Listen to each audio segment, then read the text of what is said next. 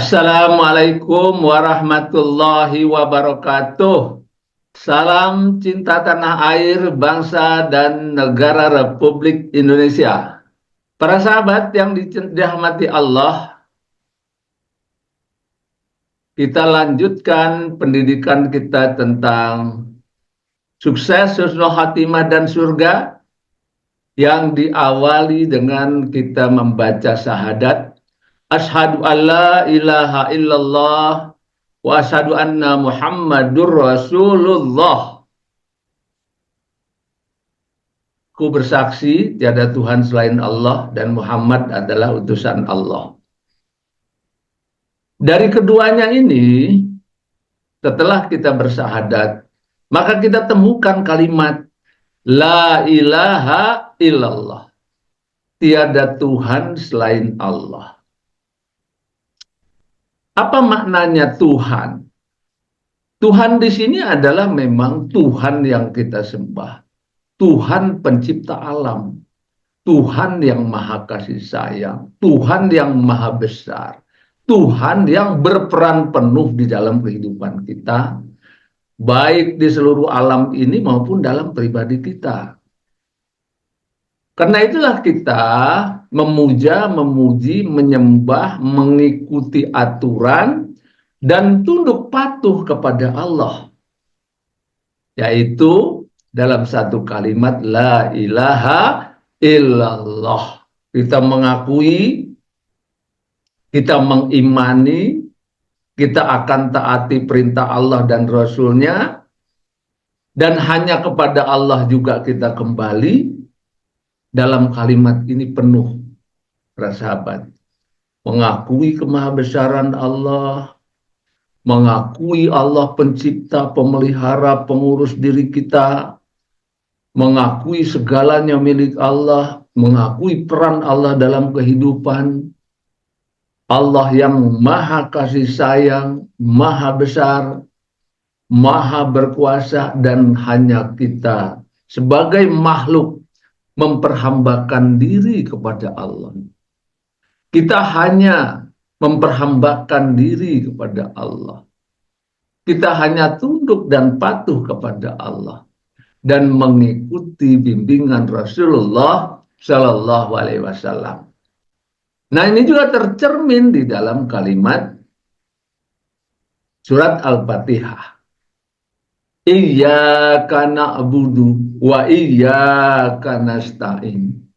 Hanya kepadamu kami menghambakan diri, hanya kepadamu kami menyembah, hanya kepadamu kami bergantung, hanya kepadamu kami memohon pertolongan. Para sahabat, kalimat hanya kepadamu di sini, baik kita menghambakan diri, memohon pertolongan, dan sebagainya itu bergantung penuh kepada Allah. Hanya di sini membebaskan diri kita dari syirik, dari musyrik, dari munafik, dari fasik, dari kafir, dan dari dolim. Itulah awalnya para sahabat. Sehingga ini harus dikuatkan di dalam diri kita secara terus-menerus. Nah, sehingga dengan demikian maka kita menjadi hamba Allah. Kita hanya bergantung dan memohon hanya kepada Allah. Nah, karena itu syahadat, pernyataan kita di dalam surat Al-Fatihah, Iyyaka na'budu wa iyyaka nasta'in, kita perkuat dengan ikrar di dalam diri kita sendiri. Jadi ada 9 ikrar ya di dalam diri kita sendiri agar kita lebih kuat memegang kalimat La ilaha illallah Muhammadur Rasulullah. Kita perkuat dengan 9 ikrar kemerdekaan abadi. Apa itu para sahabat? 9 ikrar kemerdekaan abadi. Nah, ini kita lihat di dalam berikut ini. 9 ikrar kemerdekaan abadi. yang diawali dengan kalimat Asyhadu an la ilaha illallah wa asyhadu anna Muhammadur Rasulullah. La haula wa la quwwata illa billahil aliyyil azim. Kita sebut 9 ikrar kemerdekaan abadi. Apa maksudnya kemerdekaan abadi ini para sahabat? Kemerdekaan abadi. Manakala kita sudah hanya satu-satunya tempat kita bergantung. Hanya satu-satunya tempat kita menghambakan diri. Hanya satu-satunya kita menjadi tujuan hidup kita hanya Allah Ta'ala. Hanya satu-satunya yang kita akui, yang kita imani dalam kita bergantung kepada Allah Subhanahu wa Ta'ala. Baik di dunia maupun di akhirat kelak. Jadi kita tidak lagi bergantung kepada apapun di alam semesta ini kecuali hanya Allah. Kita tidak akan menghambakan diri kepada siapapun kecuali hanya kepada Allah. Nah, banyak di antara kita yang belum bisa berhijrah secara total. Tentu ini memerlukan proses. Ya, yang semula kita menghambakan diri kepada hawa nafsu kita, menghambakan diri kepada setan, menghambakan diri kepada iblis, menghambakan diri kepada makhluk-makhluk, menghambakan diri kepada manusia, menghambakan diri kepada sekelompok orang atau satu buah ciptaan-ciptaan manusia atau makhluk-makhluk. Nah, sekarang kita merdeka dari itu. Karena itulah kita memerdekakan diri kita dengan kemerdekaan abadi. Dengan mengikrarkan, menguatkan diri di dalam bersahadat ini para sahabat.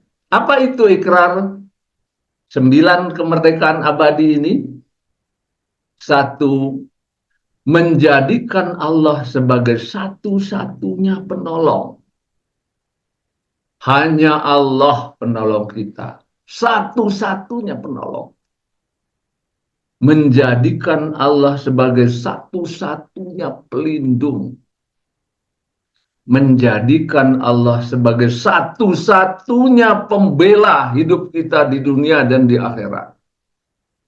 Menjadikan Allah sebagai satu-satunya tempat bergantung. Menjadikan Allah sebagai satu-satunya tempat menghambakan diri. Menjadikan Allah sebagai satu-satunya tujuan. Menjadikan Allah sebagai satu-satunya tempat kembali. Menjadikan Muhammad Rasulullah satu-satunya contoh tauladan. Menjadikan Al-Quran dan Sunnah Rasulullah sebagai satu-satunya pedoman hidup. Nah, para sahabat, dengan 9 ikrar kemerdekaan abadi ini, maka kita akan terbebas dari musyrik, munafik, fasik, zalim, syirik, dan sebagainya. Kita bertekad di dalam ikrar ini menjadikan diri kita merdeka abadi dunia dan akhirat. Nah, karena itu para sahabat, mari kita sama-sama menghayati, merenungi 9 ikrar kemerdekaan abadi ini, kemudian menerapkannya dalam kehidupan sehari-hari tentu secara bertahap dan jatuh bangun para sahabat. Terus kita tegakkan 9 ikrar kemerdekaan abadi dalam diri kita masing-masing. Dan kita hanya kepada Allah menghambakan diri, hanya kepada Allah kita memohon pertolongan, tempat kita bergantung hanya satu-satunya Allah Subhanahu wa Ta'ala, hanya Al-Quran dan Sunnah Rasulullah, yang kita ikuti di dalam kehidupan ini dalam mencapai sukses, husnul khatimah, dan surga di dunia, sejak dari dunia sampai dengan di akhirat kelak. Assalamualaikum warahmatullahi wabarakatuh.